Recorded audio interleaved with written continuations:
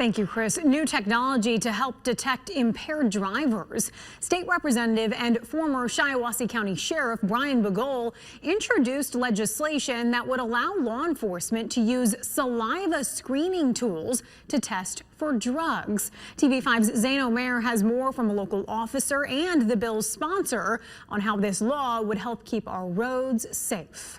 State Representative Brian Bagol says if passed, this bill could help law enforcement get impaired drivers off the roads before they cause a tragedy. It's just a safety concern, right? You know, like reaction times, speed, you know, what they're seeing and how they're processing it. Captain Jason Murphy with the Genesee County Sheriff's Office speaking on the dangers of driving while impaired. You're going to see if they show any signs of impairment, if they're slurring their speech, having trouble standing, walking. If we believe it's narcotics, we're going to have to either get consent or a search warrant for a blood draw. New legislation in the Michigan House could allow oral fluid screening as a way for law enforcement to determine if drivers have common drugs in their body, such as cocaine, meth, opioids, and THC. The bill, introduced by State Representative and former Shiawassee County Sheriff Brian Bagol. We've all been accustomed to the PBT, the preliminary breath test, that police have been carrying for over 50 years, which kind of helps them detect if somebody was operating under the influence of alcohol.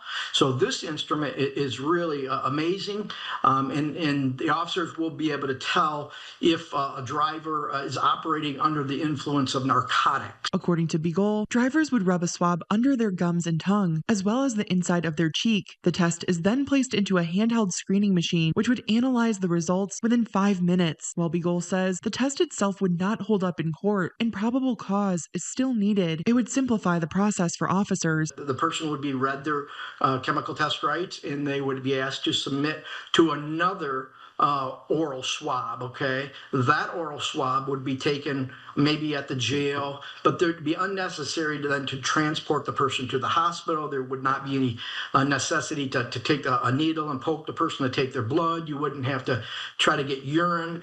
Instead, they would simply do a mouth swab, and then wait for the swab to turn the proper color, and when the proper sample is secured, then they would secure it in an evidential case, and then it would be analyzed at a laboratory. Bagol says this bill would not only help officers, but also make roads safer. I mean, many of us would probably not venture out and drive today if they knew how many people were driving under the influence. It appears it'll definitely be beneficial for law enforcement. This bill has been referred to the House Government Operations Committee for consideration.